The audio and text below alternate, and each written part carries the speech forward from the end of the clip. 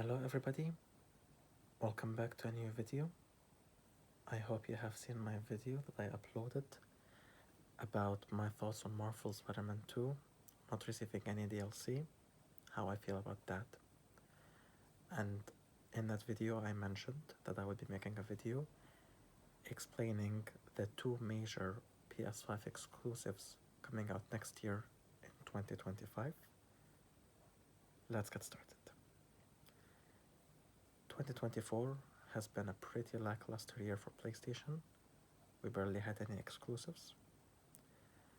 However, 2025 is shaping up to be a massive year for PlayStation, and Sony confirmed that they are planning to release every year a new single-player title, and that is just wonderful news to my ears. Wonderful news. So I can't wait to play more of Sony's masterpieces on PS5. I can't wait. But let's not get too ahead of ourselves and focus on 2025, which is next year. So in 2025, we are officially getting 2 games from PlayStation Studios. Now, there could be more on the way, and I'd love that. But for this video, we will focus on 2.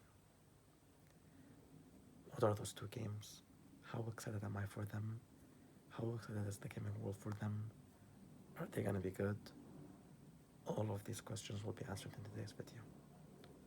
Let's get started. Number 1 is Death Stranding 2 on the beach. Now, you guys know I've unboxed Death Stranding when it came out on PS4 in November 2019, 5 years ago, when I was just 14. Today I'm 19. So yeah, so time has passed. And now in 2025, 6 years later, we're gonna be getting a sequel, and I am super excited. Based on the trailer we saw in January, in my opinion, I think that the world and the gameplay of Death Stranding 2 will surpass the world and the gameplay of the original. As for the story, that remains yet to be seen. I don't know really if the story will be better. However, at Tokyo Game Show, Kojima Productions revealed some footage for Death Stranding 2, and they revealed who Ella Fanning will be playing and who Shiori Kotosuna will be playing. And I must say, after seeing that, I am now 100% convinced that Ella Fanning is playing adult Louise, because her character is called Tomorrow. So, could she be a person from tomorrow, meaning the future, in our present? Could Death Stranding 2 really have time travel? Who knows? The point is, we're getting Death Stranding 2 next year. Now, Death Stranding was a pretty controversial game. I understand that the gameplay was not for everybody, and that's okay. But the story of Death Stranding is 10 out of 10. The story is flawless, the story is perfect, and I cannot wait to see where it will continue. It was amazing. Now for me, peak storytelling in gaming is The Last of Us.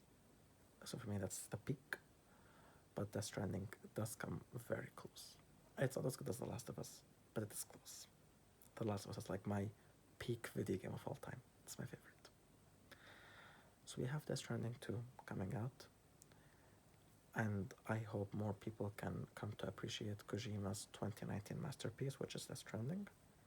It's really a masterpiece if you think about it. Yes, the gameplay isn't for everyone, but I love Death Stranding, so much so that I spent over 150 hours in that world until I got the Platinum Trophy. Yes, I got the Platinum Trophy. It took a lot of time, a lot of effort, but I eventually got it because of how much I love the game and how much I love the world. And I cannot wait to do that for Death Stranding 2. I just wish Death Stranding 2 is even longer. So we have Death Stranding 2 coming out next year, and I am super, super pumped. and this is one of the biggest exclusives of 2025. Now we come to the second game. Now, the second game, my people,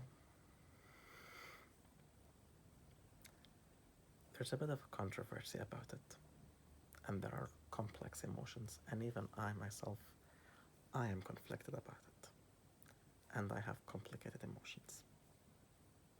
What is the second game? What is the second PlayStation exclusive that we're gonna experience in 2025? It was revealed on September 24th at the State of Play. I was watching it. Me, my brother, and my cousin. We were all very hyped. But in just a flash, I became disappointed. So what am I talking about? After 4 years of silence, Sucker Punch Productions has revealed what they're working on next. A new game in the Ghost franchise. Now, the entire community was expecting Ghost of Tsushima 2. We were expecting the story of the legendary Jin Sakai, the Ghost, to continue. But Sucker Punch decided to shock us all, and they decided to make a move which is jumping 329 years in the future in a new region of Japan with a new protagonist and a new story called Ghost of Yotei. Now, how do I feel? Well, I was disappointed. When Sucker Punch revealed it, I was disappointed. And I was pretty upset. Now, there are mixed opinions. Some people, they say that the story of Jin Sakai concludes in Ghost of Tsushima. Other people say no, they could have made a sequel. Now, I fall with the latter. I really believe if Sucker Punch wanted, they could have continued Jin's story. I do not believe that his story was completely over, as the ending of Ghost of Tsushima does leave some unanswered questions. So it was a shock. But again, a lot of people are looking forward to it. And also Ghost of Yotei has caused a lot of drama. Now, I will not get into the drama, as that is like a pretty complicated topic. Some people are upset that they're going to be playing as a female protagonist, and it does make sense why that would be the case. I mean, going from a male protagonist in the first game to a female protagonist in the second game, it is an odd choice if you ask me. And I won't lie to you, based on the trailer and based on what we have seen, it looks a little bit too like the first game. Now, this is 300 years later in the new region of Japan, so it's going to be very different. And this is also a game that many people are hyped for. Now, when it comes to me, how do I feel about Ghost of Yotei? Well, regarding Death Stranding 2, I am over the moon. I am over the moon. I can't wait. I cannot wait. But regarding Ghost of Yotei, I am conflicted. I really wanted the story of Shin Sakai to continue, and a lot of people did. And Sucker Punch knows this, but they decided to give us the unexpected and continue a new story and make a new story. So when it comes to Ghost of Yotei, I cannot definitively say that I'm not going to play it or I will play it. It will just have to depend on what it is, because we still don't know what the story is, what is going to happen. But one thing is for certain, I am pretty upset that they did not continue Jin Sakai's story. I am pretty upset.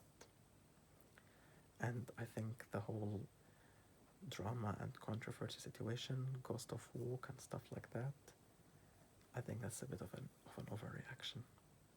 I mean, some people like to do drama, but we don't do drama here on our channel. Here on this channel, there's no drama. So I'm not gonna have this conversation. So will I play Ghost of Yotei or not? It does look interesting, it does look cool, it does look fresh. And Sucker Punch has said that there will be more narrative control and the world will feel less repetitive than Ghost of Tsushima. So we'll see. I can't say I'm definitely over the moon for it, or I can't wait for it. If it was Ghost of Tsushima 2, if it was the continuing of Shin Sakai's story, then yes, I would feel that way. But because it isn't, I won't feel that way. So, I'll just have to wait and see when Sucker Punch reveals more details, when I see whether or not the story like is like attractive to me, if I feel attracted to the story, if I feel like I want to experience the story or not. And I was just pretty upset, my man, when it was revealed. I really wanted Jin's story to continue, but it is what it is. But yeah, those are the two big games we're getting in 2025. And I think Death Stranding 2 will be my preferred option over Ghost of Yutei. But again, we will see. But let me know, guys. Are you guys more looking forward to Death Stranding 2 or Ghost of Yutei? And do you think we will be getting more PlayStation exclusives next year or not? And I mean, who really knows? I do think we're still getting Marvel's Wolverine next year. Insomniac does need to release something. Insomniac did not release anything in 2024. I think maybe Spider-Man 2 New Game Plus, but now they need to release a big game. And I think they will release Wolverine next year. Maybe next year in 2025, we will find out what Sony First Party Studios are working on next.